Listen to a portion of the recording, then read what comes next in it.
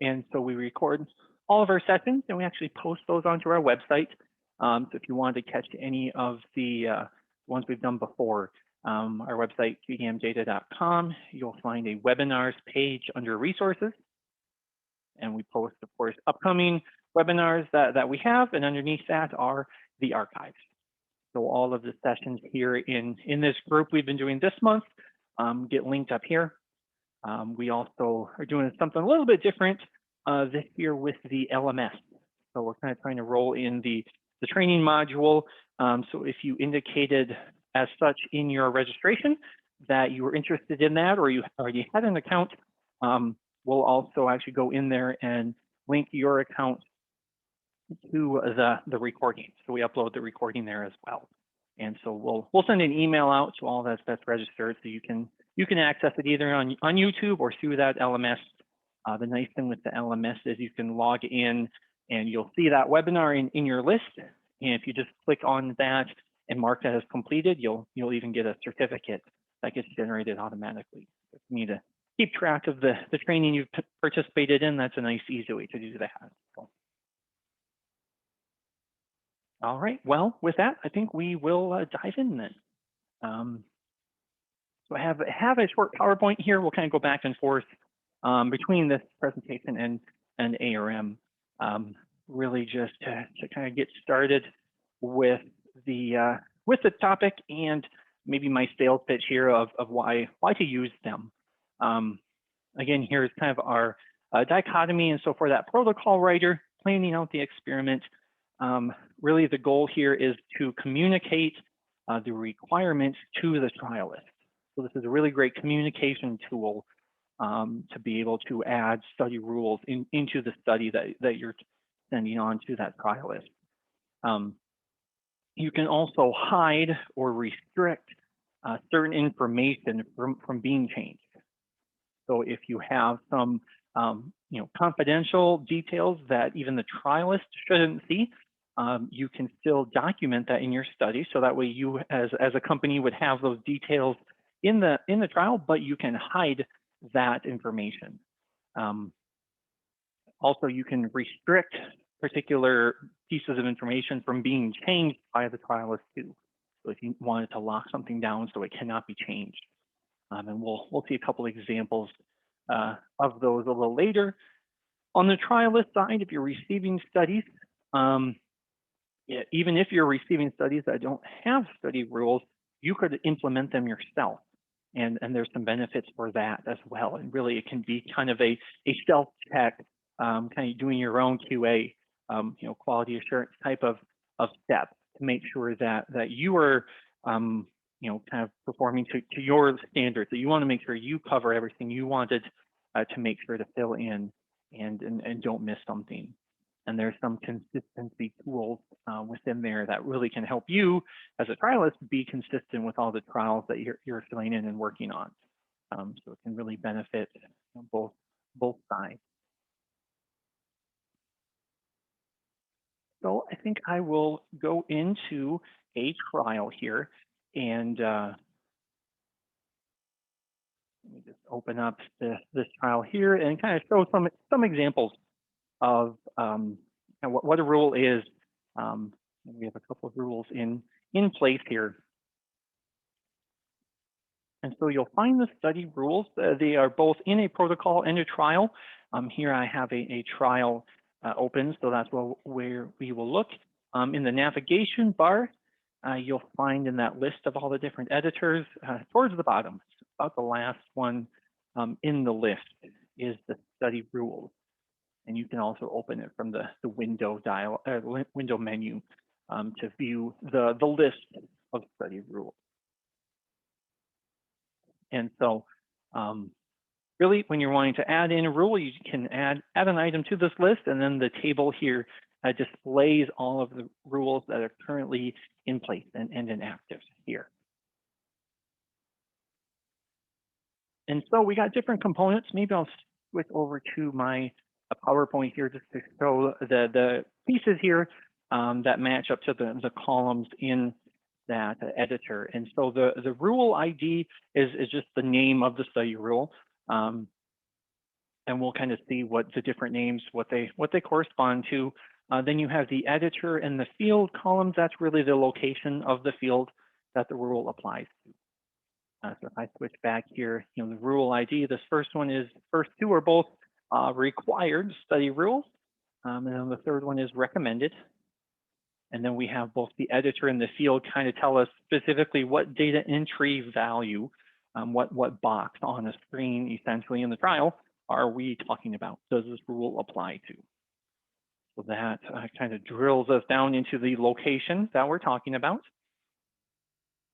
Then the condition is really, what's the rule going to do? How is this rule applied? So typically that kind of answers two questions. When will it be applied, and who does it apply to? And just depending on the type of rule, it might do both or one or the other. And so coming back to these rules here, we've noted the latitude and longitude fields in the site description, and the condition is established. And so those correspond to the trial status in the trial. So it's really telling us when are those fields required to be filled in, is really what that is telling us. And that's how the rule is being implemented, that once you set the trial status to be established or later in the list, then this field, the latitude and the longitude, must be filled in. Whereas here, our recommended rule in the assessment data, we have the rating date that must be filled in when there's assessment data. So if we think of it, an assessment column, as soon as you put in a data point, that's when you must put in a rating date, which is pretty common, that's when you would want to trigger, because until you have data, you probably aren't going to have a date when you rated that data. So that's kind of a common pairing there. The next section, next column there is titled columns or treatment lines. So that's a way to specify where the rule applies to. So here for the site description, there really isn't a table involved there. We've already specified exactly what data values. So those remain blank. But for the assessment columns, now we can pick specific columns that the rating date should be filled in. If I only want the first, the third, and the fifth, every other column is a particular type of assessment, and I want to make sure to have this value, like the rating date, be filled in, I can specify just particular column numbers. If I leave it blank, then ARM sets it to all. And so that says for every data column, the ones I filled in, any ones I add later on, all of them will require in this case, or will recommend in this case, that the rating date be filled in as soon as I put in data. You kind of define the scope of the study. So really for the assessment data and for treatment rules, is really you can specify then what components, what part are we talking about? Are we being specific about only certain rows or columns, or everything? And then finally, the last one is permissions. And so that's really who can modify the rule.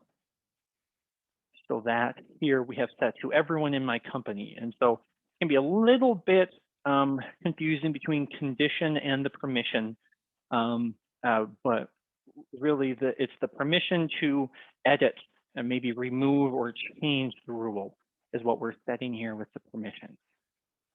So we're saying that anyone in my company of the person who set up this, added this rule, anyone in that same company as the person adding the rule can certainly change or remove the rule. So of course, if you are that protocol writer and you're making this list of requirements that you want the trialist to follow, you might not want the trialist just to go in and remove a rule. I don't want to do that, so I'll just delete it. Well, that would kind of defeat the purpose. And so we have the permission so you can control who can remove or change rules that get put in place. And then you'll just see this column, that's the owner ID. So that is just the ID code, kind of a identifier for the license who added these study rules. And so that's how ARM tracks, are you in the same company as the person who added this rule? And that tells you whether you can edit it or not. And you'll notice that here, as I'm clicking, I can't actually change anything about these rules because I am not this person. I'm not logged in with the license that matches this. And in fact, I'm a different company entirely from the person who added this rule. So I cannot change anything about the rules that are put in place. And I can add my own. So if I were to add my own, and I'll just pick something random here, I add my own, you'll see I have a different owner ID, and I can change this rule because I am in the group of permissions here since I'm the one that added it. So we set off here. Excellent question about the columns or treatment lines. So if you specify a rule for a particular column, let's say I say column number 3, I want the rating date to be filled in for column number 3. Then if somebody inserts a column, let's just say inserts a new column at column number 1. So now we have a new column 1, that old column 3 is now column 4. ARM will automatically adjust that. So you can, let's even just do that real quickly. So if we want to say, I'll just take any of the assessment data and let's require that here for column number 3. Then if someone later comes in and inserts a data column, you'll see ARM keeps track of that. And so that will automatically update. So that's still column 3, our old column 3, which was our control percent here. Now it is labeled as number 4. It's still the same rating, and that column reference has been updated. So that's a great question. And the very same thing applies if this was a treatment rule. So for something on the treatments editor, if I change this to treatment and pick, lot code or something, then I can specify particular treatment lines. So let me switch this split screen over to treatment. You're specifying specific treatment lines. So in this case, it's line number 3, which corresponds to treatment number 3. But if I were to insert a line, so I'm going to add another component. Maybe I'll add another component to treatment number 2. So now I'm going to fill in another product.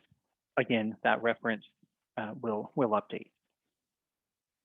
So no, you can't get somebody couldn't get around that rule by just inserting something else to move that around. Great question. Let me remove that one here.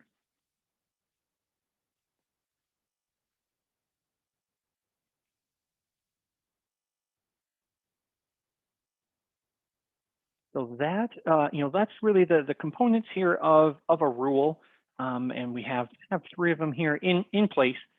And that's really, as you add more rules, you might find some are, slightly different options as I was filling these in again. So if I were to, mark down that assessment data again, as you choose the field, some of the options change a little bit. So like the condition for an assessment data field, there's some different options compared to the condition for a site description. Again, this is really related to the assessment data, whereas a trigger for like the site description field are that trial status. Just to show you where that is, in case you're not familiar with the trial status, that is on the general trial section of the site description.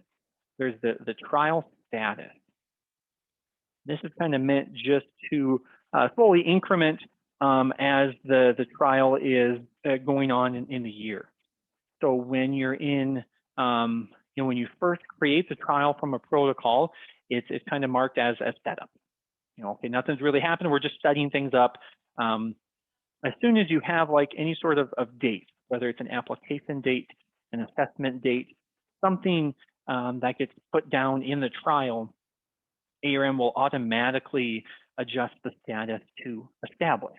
So, okay, something has happened. There's an action that's occurred here in the trial, so it must be established. You can then mark the study as interim. As you're going through the season, you can mark that as interim throughout the season, and then when you're ready to mark it as final and everything is completed, reported, whatever, you've got the final here, and then reviewed and reported, and then maybe the next year you can even mark it as archived if you want.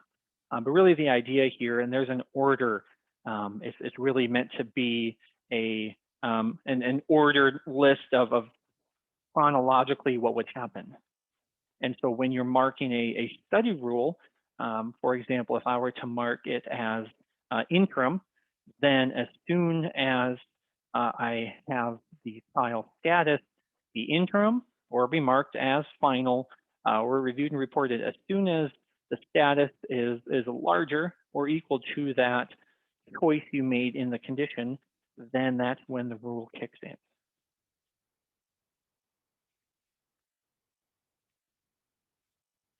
So that's kind of a nice component there as you think about, applying the rule. When would somebody know this value? Does it make sense for me to, require something about the analysis right away when the trial is established?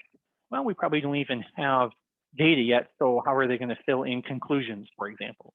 It wouldn't make sense to require filling in conclusions when the trial is just marked as established. Or going the other direction, I had the latitude and longitude filled in or marked as study rules, and it wouldn't make sense. I mean, you could, but you wouldn't have to wait until the trial is marked as final for them to fill in the GPS coordinates. They know those right away. So as soon as the trial is established, you know the location of the trial, and so you can fill in the GPS coordinates. So that's a way to kind of just that when would you expect that information to be known? Now I can require it to be filled in.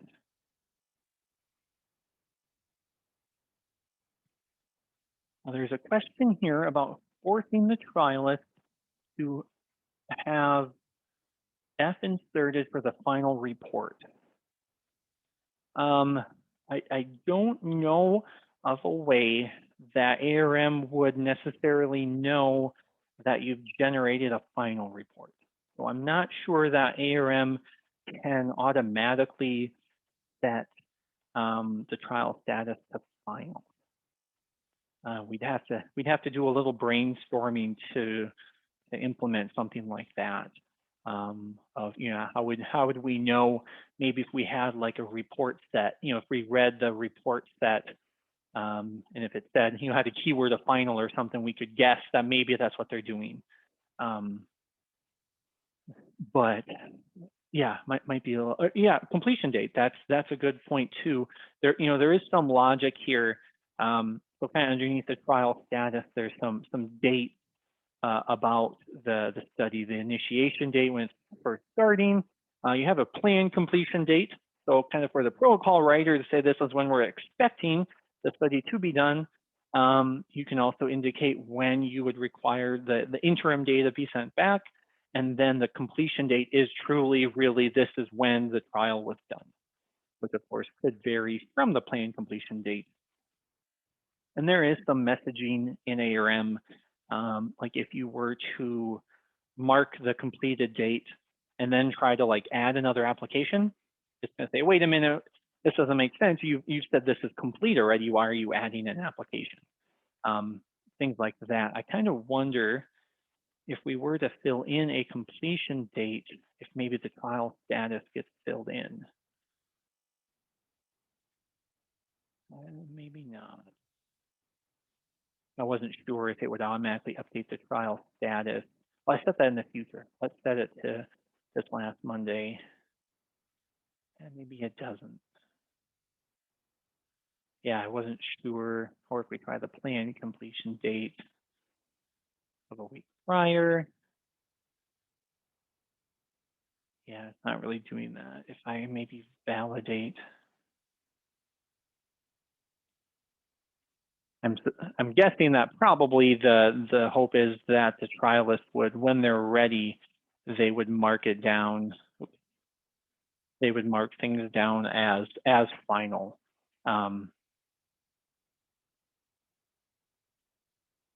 Yeah, and this is kind of a dummy study, so I might not have things hooked up as logically. So there's a comment that when you mark it as completed, when you fill in a completed date, you might get prompted to make it final. And there's just a chance, since I haven't filled in all of my applications, I've kind of got a mess here. There's a chance that it didn't ask me that just because it's pretty kind of a goofy study. So there might be some little bit of automation there, but yeah, I'm not certain if we'd mark that trial status as final. We'd have to kind of look into that, see if there is any ways that interim automatically sets that. But that's a good note and kind of a good training item for trialists to be aware of that trial status and to mark it appropriately to make sure that the rules are being applied when they should. So if the sponsor has said that once you provide me interim data, I want these things filled in, well, then it would be in my best interest to make sure I mark this as interim when I'm at the point where I'm ready to send my interim data. Now, when I check the rules, ARM will be applying all of the rules that sponsor or the protocol writer, they might be in my same company, really wanted to make sure that I filled in. So that trial status can be an important piece of this. You want to make sure to keep it updated. ARM tries its best to update when there's logical times to update it, but you also want to make sure that it's where it should be.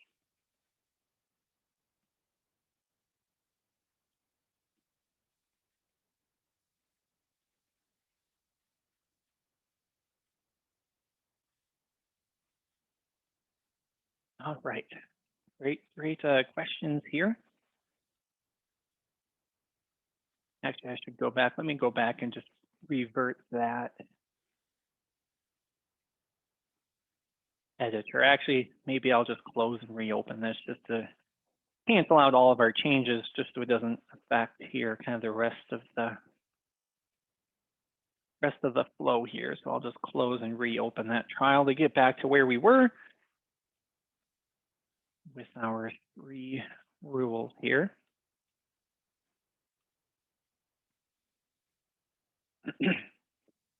So that's really what a rule is, and then all the components to it. Again, there's different flavors. We won't have time probably to cover all of the different rules that are available.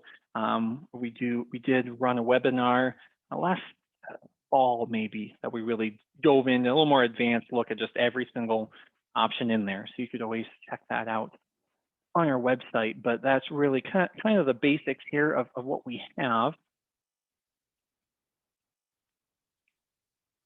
So once you kind of get the hang of having a rule in a file and what it's there for, then really the next step and really where you can kind of automate this process so you're not going into every single file and adding every single rule would be the rule set. So essentially, as you get this set list of all of these rules in a particular study, it wouldn't make sense to have to manually add those every single time. So we have a rule set where you can save that list to its own unique file so you can load it into every trial or every protocol that you would want to. So again, that's really to standardize. So you're putting the same list of rules in all of the studies, and also to automate to save some of that time, really how you would implement. And if you have a group of ARM users, then that can be used across several different researchers. So everyone is using the same list of rules too. Kind of an important part of this and how a rule set, when they get loaded, is to note that study rules are additive. That if you have rules already, you can load a rule set and it'll just add more rules. It won't replace ones that are already in place. And so you can actually add several different rule sets if you want. And you can't load rules and that would contradict each other. So in this case, let's say we have a study rule set that is in place already. We are requiring the GPS fields, much like what we have here in this study. We are requiring that the GPS values get filled in. And then we have a rule set that has a rule that states we want to recommend GPS. Well, that is a looser rule for when you recommend a value. That simply means that instead of the value having to be filled in, and it would fail validation if you don't fill it in, there's simply a prompt that says it's recommended that you do so, but the trial is still valid if you don't fill it in. So it's in essence a looser, less strict rule than requiring it. Well, if you load a rule set that contains a rule that recommends GPS, but already the study is requiring the GPS, the stronger rule wins essentially.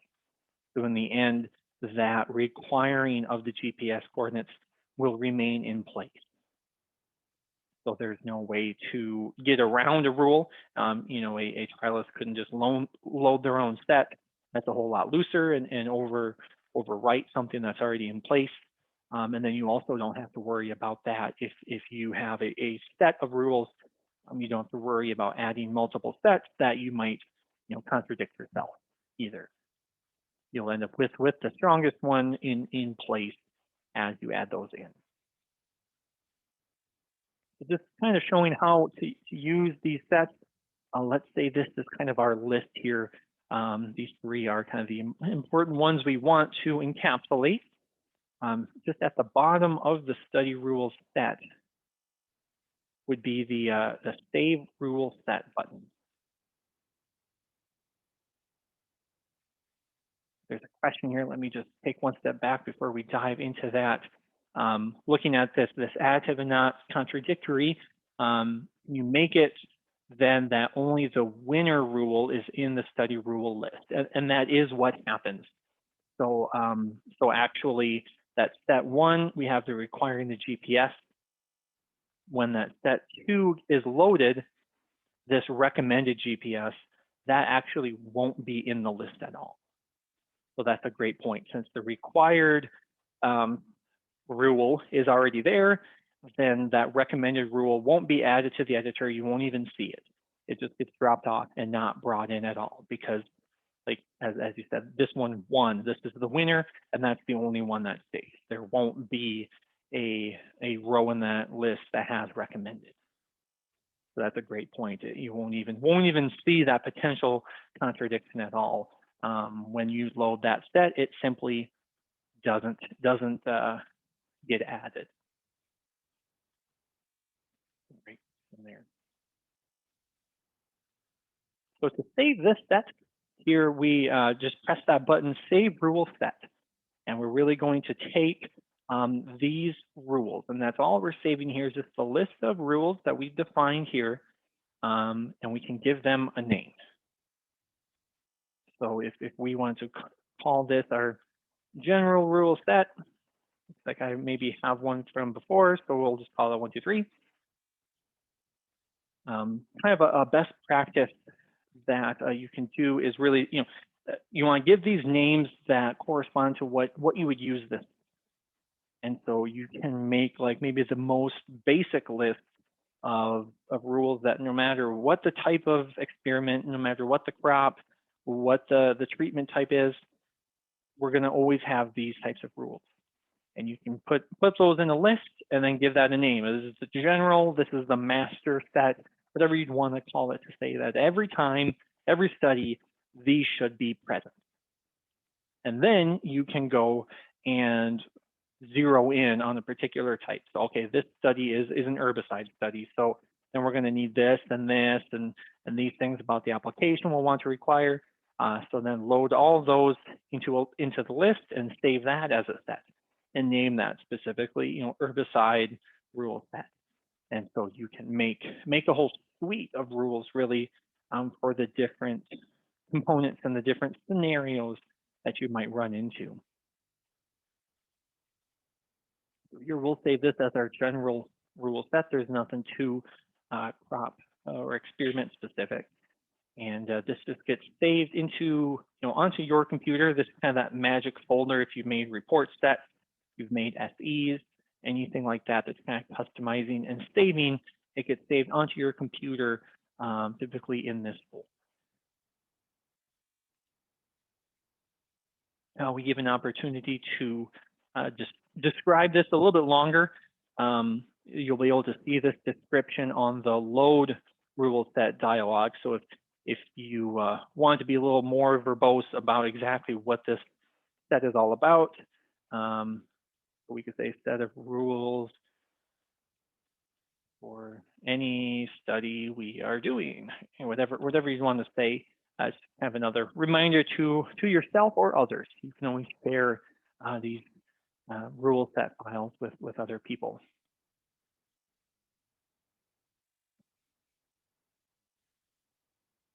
Now we've saved that set, and to kind of answer as a question here, if we now create a new protocol, and I'll just be empty and pretty plain with mine, but as you then, if you were to create a protocol now, we can go to the study rules section, and it's pretty much in the very same spot here.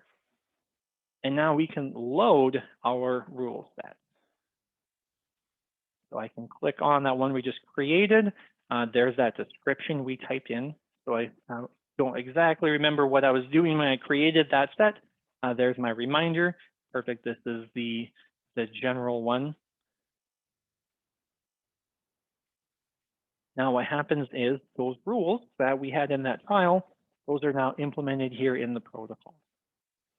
So now when I start to create trials from this protocol, all of those trials will have these rules there and active, just like we have set. And then, so kind of to show the question here about loading two different rule sets, then I can simply load another rule set. And so if I just grab another one of these here, I've got a test one. Looks like it's pretty nondescript, but I can go ahead and load that.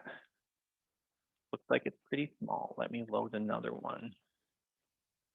That here, it's got like something related to our confidential treatment. So I'll load in this one. I think this should have something a little more interesting for us. So now the list got bigger. And you can actually see as I click into a different rule at the top, it tells me from what rule set this came from. So if you're trying to track down how on earth did this get in here, you can tell this was from general rule set 1 through 3 we just created. Down here more, I've got these treatments. Oh, this came from this rule set that we were trying to mark our confidential treatment information. So that's how you would load two rule sets. You could load 3, 4, 5, however many you would want, and just keep building depending on those different components of how you would want to split them.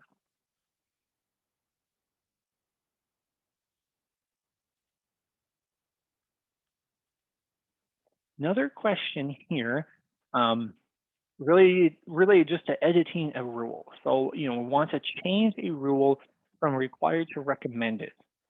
But yeah, then the rest of the rule disappears. Just like that. I think we have that in our wish list of updates because, yeah, really logically, the idea here being, okay, I've got my treatments, I want to require the formulation unit, for example, but then I change my mind and maybe I don't want it to be required, but I just want to recommend it. That actually clears out everything. And part of the reason behind it is, here's where we have all the different types of rules. So if I were to go from trying to require the form concentration, well, if I mark down limit validation list, this has a totally different set of options. So I think that's why ARM clears everything out. But definitely would make sense to be able to, for ARM to recognize that required and recommended are in many cases at least switchable per se. So that's a great request, and I'll kind of make sure bring that up on our weekly support meeting to make sure that is on our list for updates. Yeah, that is a little bit time consuming then just to make that one quick change. Yeah, definitely not anything you're doing wrong. That's just kind of the way ARM would work. But certainly I think could work a little better. So.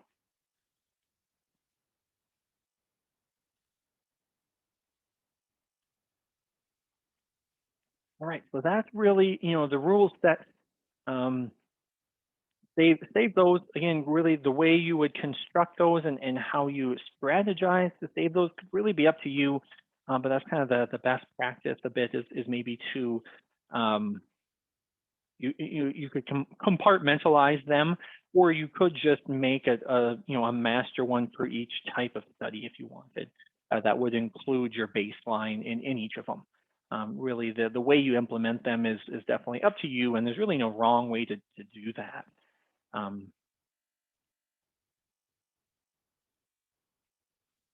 So here I've just got some tips and tricks, and I've probably brought up a couple of them already, but just some kind of practical tips to get going. The first one is kind of the way I structured today's presentation was to illustrate this, that a good starting point would actually be to open up a trial from last year to start building the list. Kind of two reasons for that. Number one, just in general, it's much easier to add study rules from a trial. So here I'm in a protocol, and you'll notice like in the protocol description is visible, so we don't even get to see the site description.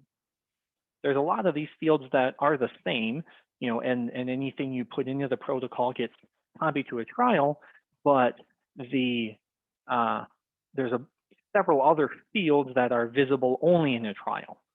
You think of all the application dates and the weather details for an application, and really anything about what actually happened in the trial. A lot of those aren't visible. And so really it's much easier if you were to open up a trial, and I'll go back to this trial here. Don't need to save this protocol, but open up a trial, and instead of filling in the list the way that we did today, where we went right to the study rules and started to add them, that's not very easy, not very fast. Instead, just go into your study and go to the site description and just look at the screen to see what values do I want to require. Might be a little bit more intuitive. You're used to seeing those screens. That's also kind of the other side of opening up last year's trial. You can kind of remember, oh yeah, I'm always asking if I'm the sponsor, I always have to ask for this back. They always forget to fill in the climate zone for some reason. So you just right click in that field of the information you want to be filled in. Whether or not it's filled in, it doesn't matter. We can apply the rule either way. And then in the bottom section of that right click menu is all related to the study rules. And so here I can require, and I'm going to add a required study rule. And then this is where we can mark it to be required at a particular trial status or require it always. So as soon as the study is created, that should be filled in. Or I could also lock that field so the value that is in there cannot be changed. Okay, yep, this should be filled in as soon as the trial is established. They'll know the trial location. I want that to be filled in. Now I can go into the accuracy. I've already got, these are highlighted pink, so that means I actually have a study rule already in place. But I could say, well, for the GPS accuracy, that's nice to have, but I don't need it. Maybe I'll mark it as recommended, and that can be done when it's established as well. Slightly different color for it being recommended versus required. But it's much easier than to go through the trial, kind of section by section and just right click and add a rule, as opposed to having to select all of those values in that table, especially like the site description. That list is just insanely long and not very intuitive unless you know exactly what you want. Much easier to think of what you want and what you always need to fill in when you have this thing. So open up last year's trial and just go in and right click and add all of the rules you need. And then when you're done, you can come to the study rules editor. You've got that full list of everything you've added, and you can save that set. See, now you can use it in this year's protocols and this year's stuff.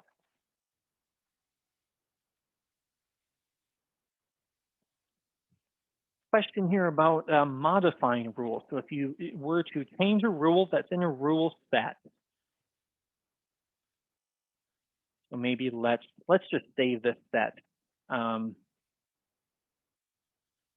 I'll just call it webinar since we are in a webinar right now, and just doing something real quick. So we've saved this out to a set, but you'll notice we actually don't have the reference to the rules set because we didn't load that in. And there really isn't any connection. Once you've loaded a rule set, or once you've saved it, there really is no connection back. So if I were to now change this to required, and again, you see that clears everything out and how big of a pain it is to find the GPS accuracy when it's established. Now we've changed that to required. That does not automatically update that rule set. If you want to though, so I've changed this, but now I really want that to show up in the rule set, then simply save it again and just save it over the top. So just choose the very same name that you just had it and then save, and you're just going to replace that set over the top.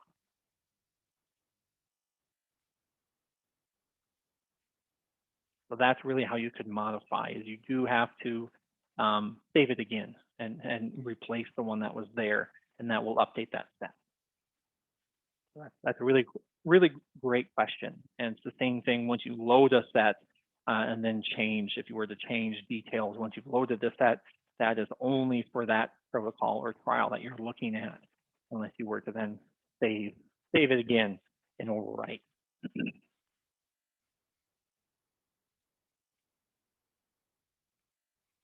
The next tip, this one definitely we've talked about a little bit, just an idea of maybe how to build these sets. You don't necessarily just need one that gets used all the time, or how to structure it. One way to do that is to think of the bare minimum that every single trial would need to have, and that can be your master set. Then you can kind of on a separate basis go through and let's open up last year's fungicide and look through what do we need for a fungicide. Okay, build that list, save it as the fungicide set, and then what do we need for whatever it is, whether it's the treatment that you're looking at, or maybe the particular site, or whatever you might have that would make things different. You'd have a different set of requirements. Simply just open up different types of studies from previous years that had that type, and kind of look through to see what do we need, what do we not need, and build those and give those names accordingly. And you kind of have a whole group to pull from. And so then when you're in a protocol, brand new one, all right, this is the fungicide one. So I load my master, load my fungicide. This is on corn, so load the corn. Okay, good, we're gone. And you've got the 3 pieces and you're ready. So that's kind of one way to build that up. But again, it really just depends on the different types of research that you're encountering. Maybe just one set is all you would need, because you work on kind of one groove of one type, and really everything that is needed for one is needed for every other one.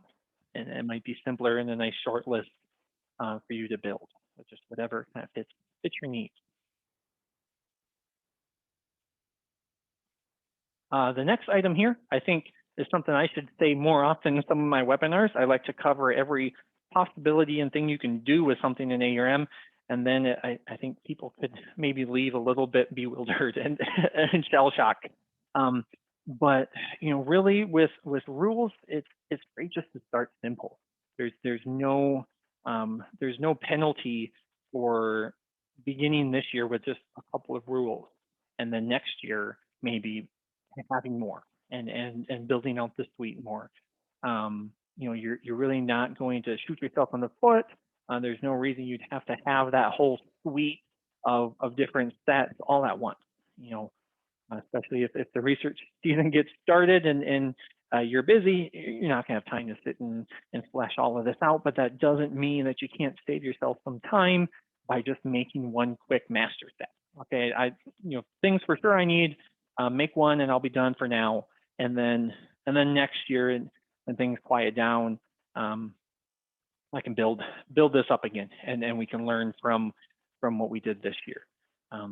It really can be kind of an iterative thing that you build, just to get one in there and try it, see how it goes, and then the next year you can kind of learn, oh, we really should have included this. Oh, this we shouldn't have put this rule in there. That one, I created a headache because people didn't have it. Whatever, you can change those sets, make new ones the following year, but utilize it now. In whatever form that you can. And kind of within there, I snuck in a note about recommended. You can also start simple.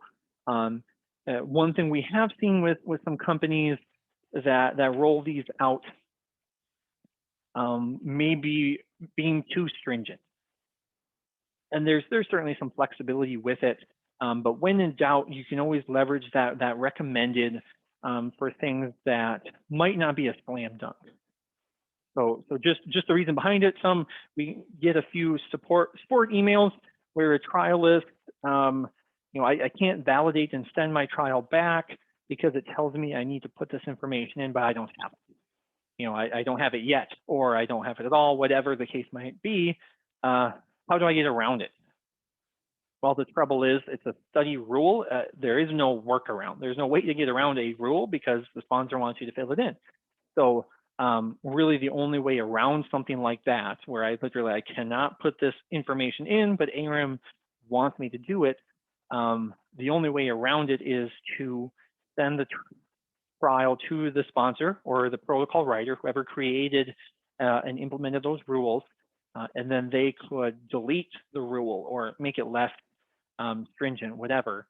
But they would then have to go in and change that rule list to relax the rule so that the trialist can do their thing on whatever kind of roadblock logjam that rule has created. So just in general, if you're not quite sure, recommended can be your friend.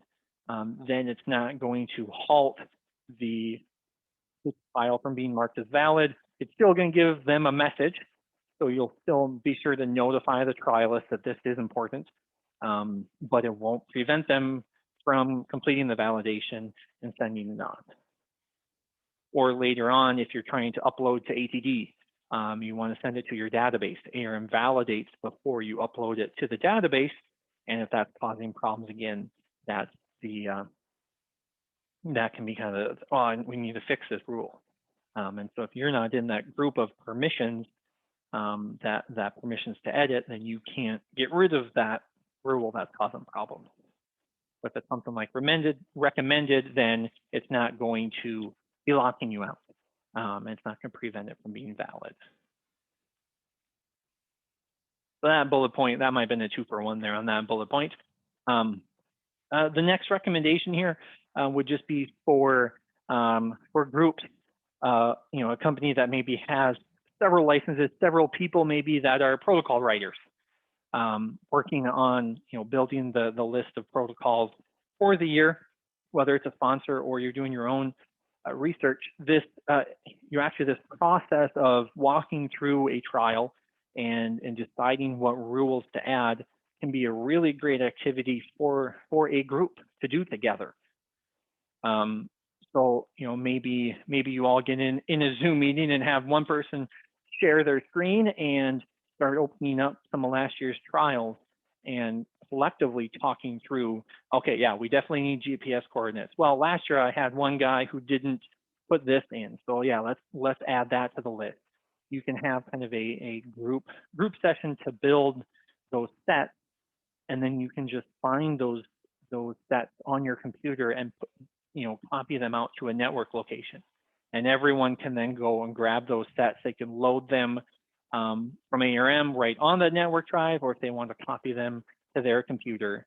They're just little binary files. They're very small in size. It's really easy to share. Send them in an email, so everyone can be using the same set. So everyone has the same list, but also just that process of creating them can be great as a group, to have that group knowledge and experience, to have a very encompassing list then of all the scenarios you see. Finally, the last one here, just depending on maybe where you are at in your research season, if things are already starting to get hot and heavy, and you're like, boy, this is great and all, but I'm not going to have time to go and make 20 different rule sets or something. Or shoot, we sent out all of our protocols out the door a week ago. I wish we would have been on this a couple of weeks ago so we could implement it. It's not all lost. You can still go ahead, create that rule set. Kind of think of that sponsor side here, or the trialist. You could create that rule set, and when you get back to trial, load that rule set. So even if it wasn't in there to start with, and maybe the trialist then won't have those rules to make sure they fill in, at least when you receive the interim data, the first step you should do is open the study and load your rule set. So let's create that master one now. I can load it in and run the validation and see, did everything get filled in like I needed it to? And so I just show that real quickly. What you can do then is validate the trial and do this log errors. So I've got my rule set here. What the log errors does is it runs through every rule and every check and presents a list of things that needs to be resolved. If you do just the regular tools validate trial, this control A, ARM stops at the first error and takes you to it. If you're the sponsor and you'll need the trialist to fill this in, this is a very nice, easy thing you could send back to the trialist and say, here's the things that I'm missing that I'll need from you. And there's actually even a clipboard button, so that I'll copy all of the text or just take a screenshot or whatever to send it back to the trialist to say, I'm missing these things. You can use a rule set to kind of automate that interim data review process every time you get it back. Just first load your rule set and hit validate. And that can do all of those checks that you typically have to do by yourself, by hand each time. I flip through every page and see what's missing. You can have ARM do that automatically in 2 seconds instead. And if that trialist is an ARM user, you could always, when you send it back, send them that rule set. Say, hey, we didn't get this in initially, but if you just hit load rule set, you can use this set as well, because that's what I'm using to double check, and now you can use it too. So you don't, we don't have to have this back and forth, and you'll have that set. So it can be a good thing, even if the ship has sailed a little bit. It's not all lost. You can still take advantage of that. And even if the trialist, doesn't have ARM or isn't, maybe that savvy that you trust them with, at least you can utilize that rule set and save yourself some time. With all that interim data, you don't have to check it every time manually. Have ARM do that.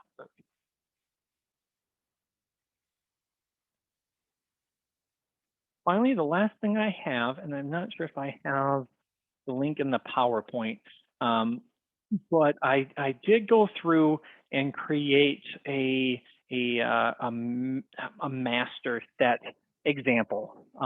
Admittedly, it might not be the most expansive, but just kind of with my knowledge of the rules that are in the list, and a lot of ones I've seen in in support calls and stuff, I created something really in the hopes of maybe being just a a starting point for you. So I'm just going to load this rule set to show it off quickly. It's a, admittedly, it's a non-researchers list, so you'll know I have not done research before, so there might be some obvious misses here, but it's really hopefully a recommended list of common ones, some useful ones, of my limited knowledge of research that might be at least, at the very least, a starting point for you of creating a master list here. And so I have that as a handout, and when we send you the recording, I'll make sure to include that link. But out on the website, I'll also have that handout link right next to the recording that we'll post. So you'll get an email with that handout, but it's also on the website if you want it. That is the rule set, the RLS. So you can download that file, save it to your computer, and load it into any study. If nothing else, have that as a nice starting point, and then change it and adjust it as you want, and then save your own master set. So just a way to maybe get you started if you don't know where really to begin. One question here, and we're getting close to the end of the time, but that's all I've got for content. But definitely can answer any questions that we have. The one right here is filling in default for the study rules on the general trial page. That's a very great question. That field, let me just open a trial. So we've got a trial here. There is on the general trial, there is a field called study rules. And actually that really has almost nothing to do with what we've just talked about today. If I do the F5 here on the help, it's pretty small. It's actually in the protocol description as well. This is not used very much, but it could be a way to load, essentially it would load a rule set, but not in the way that we did on the editor. And so I think this is kind of an old feature that got put in, I don't know how many years ago. I imagine it looks like it came from probably a crop protection company, maybe that wanted to have these. So I think this probably predates the way we really implemented study rules to be really customizable. And so, yeah, there is an option here that's the default standard validation for GDM-DEF trials. I really think, and even the way we spell that gives me a sense that this is pretty old. And so there really would be no reason to do it. Yeah, you're exactly right. You really don't need to fill that in.